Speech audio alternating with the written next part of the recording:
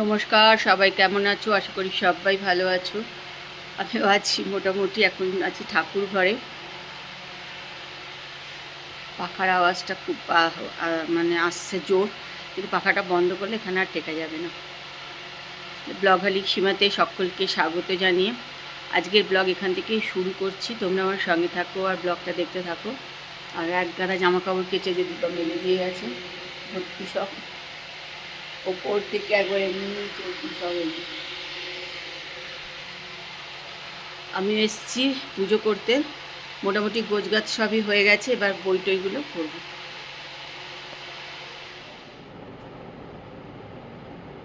পুজো করে এই এলাম নিচে।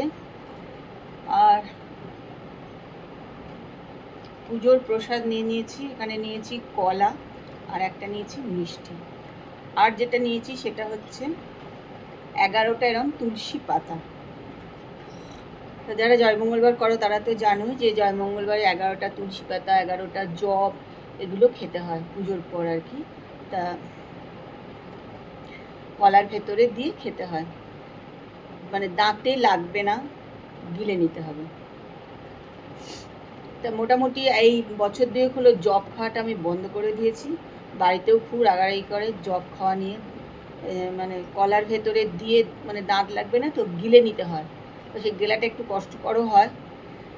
তা আগে তো যা হোক করেছি, মাও দেখতাম করে নিত, মার কোনো প্রবলেমই হতো না, মুখে দিত গিলে ফেলতো। তা আমি এখন আর ওই সব আর করতে পারি না, সত্যি কথা বলতে। কেননা তুমি দেখো এরকম বড় বড় তুলসী পাতা, এটা যদি 11টা আমি দাঁতে না চিবিয়ে গিলতে যাই তাহলে অন্যরকম বিপদ হয়ে যাবে আর কি। তাই সেটা করি না, আমি এখন এমনিই খাই। এখন মোটামুটি এইটা নিয়ে বসে পড়েছি। এই এখন প্রসাদ খাবো।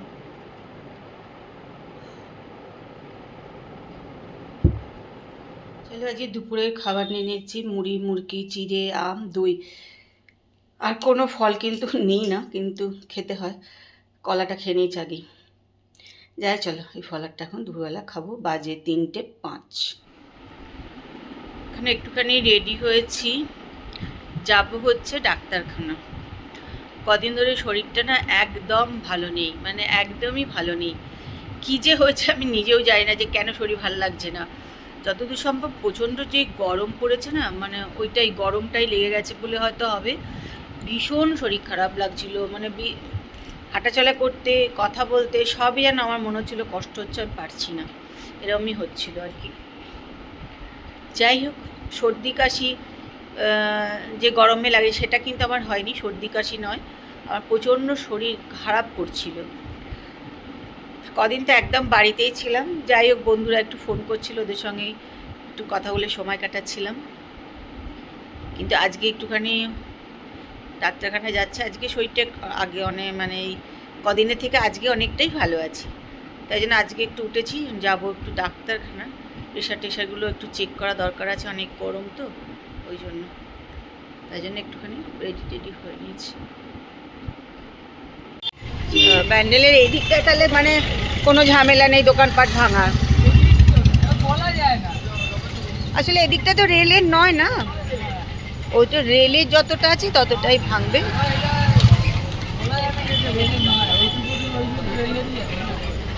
হ্যাঁ, তো এখানটা এদিকটা দেখে মনে হচ্ছে কেউ নোটিশ পায়নি। হ্যাঁ, এগুলো কেউ নোটিশ পায়নি তো, দেখেই বোঝা যাচ্ছে। সব দোকানপাট ভাঙবে, কি অবস্থা, সব দোকানপাট লোকেরা তুলে নিচ্ছে, কাল থেকে ভাঙবে। হ্যাঁ, আর এইসব রাস্তাঘাটগুলো অন্ধকার হয়ে যাবে এই দোকানপাট যদি প্যান্ডেলে ভেঙে দেয়। সব দোকান সবাই খালি করছে, কাল থেকে ভাঙা হবে বলে। ওই জন্য আজকে রাস্তায় প্রচণ্ড জ্যাম আছে, সব দোকানপাট সব ফাঁকা করে ফেলেছে একদম। জয়গুরু স্টোর্স ফাঁকা করে দিয়েছে রে। এ বাবা, কত বড় দোকান, পুরো ফাঁকা। কালকে সব ভেঙে গুড়িয়ে দেবে না, তাই তো বলছি, কাল ভেঙে সব গুড়িয়ে দেবে। চিন্তা করো, সব দোকান ফাঁকা। এত বড় দোকানটা ছিল, আজকে রাস্তাও তেমন ভিড়, ওই সব ভেঙে যাচ্ছে। ওই দেখো সব ভেঙে কি অবস্থা, এটা টিপ দিয়ে দাও। আমি তো ডাক্তারখানায় চলে এসেছি, এই যে ডাক্তারখানা, কিন্তু এসে দেখছি ডাক্তার আসেনি। যাকে একটু বসি, যাকে চলে আসবে। আমি ঠাকুরের ওখানে একটু পুজো টুজো দিয়ে চলে এলাম। আর ব্যান্ডেলের রাস্তা আজকে সাংঘাতিক ভিড়, কালকে দোকানপাট ভাঙা হবে, সেই সব জিনিস মানে কিছু কিছু দোকানে জিনিস বিক্রি করে দিচ্ছে হাফ দামে, সুটকেস, ব্যাগ, এই সমস্ত। প্রচণ্ড ভিড়, ওই জন্য ব্যান্ডেলে আজকে প্রচণ্ড ভিড়। যাই হোক, একটু বসি, দেখি কখন আসে। সে ডাক্তার দেখে চলে এসেছি বাড়ি। আর সত্যি কথা বলতে, যেটা নিয়ে একটা টেনশন নিয়ে ডাক্তার কাছে গিয়েছিলাম সেটা একদম ঠিকঠাক আছে, ওটার জন্য একটু শান্তি। এই ওষুধপত্র দিয়ে দিয়েছি, হোমিওপ্যাথিক ডাক্তার তো, কিন্তু ভীষণ ওষুধে আমার ভালো কাজ হয়। আর একটু এই ডিসপেন্সারিটা একদম বাজারে, তাই জন্য। আরে দেখো, পটল নিয়ে এলাম। এই যে পটলগুলো দেখে আমার বেশ ভাল লাগলো, তাহলে চলো একটুখানি নিয়ে নিই। 15 টাকা 500 পটল। যাই হোক, চলো, দোকান বাজার আমি একদমই করি না, কিন্তু পটল যেহেতু নিজে ভালোবাসি, এটা দেখে বেশ ভালো লাগে। তো চলো এবার ফ্রেশ হয়ে নিই। বাড়ি এসে চলে এসেছি রান্নাঘরে, ফ্রেশ হয়ে নিলাম। এসে রান্নাঘরে এলাম, এসে এখন বানাচ্ছি হচ্ছে একটু আলু মরিচ বলতে আলুটাকে ঘি দিয়ে আর গোলমরিচ দিয়ে একটু নুন দিয়ে ভেজে নিচ্ছি। যদি এটার মধ্যে কাঁচা লঙ্কা চিড়ে চিড়ে যদি দেওয়া যায়, ভেজে না যায়, সেটা খেতেও কিন্তু খুবই ভালো হয়। আমার তো খুব ভালো লাগে, কিন্তু তারপর সবাই একটু গোলমরিচ দিয়ে খেতেই ভালোবাসে, তাই জন্য একটু গোলমরিচ দিয়ে ঘি দিয়ে আর নুন দিয়ে এটা একটু নেড়ে নেবো। এটা দিয়ে তারপর খাবে হচ্ছে পরোটা।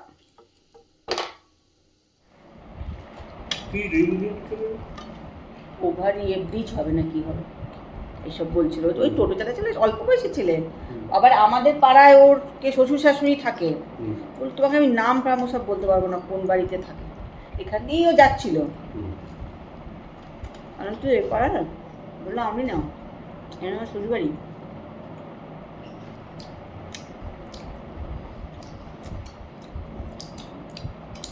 আর একটা বড় মুদিখানার দোকান ছিল না ওই দিকটা, এই বাপিদের ওখানে না, আমাদের বাড়ি আগে, বুদ্ধবারের আগে। ফাঁকা ঘর, দোকান। আর জুতোর দোকান আর ব্যাগের দোকানে সাংঘাতিক ভিড়।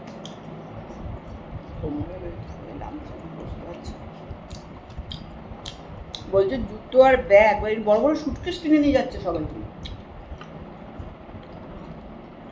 তাও তো লোকে কিনছে, তাও খানিকটা দেখ।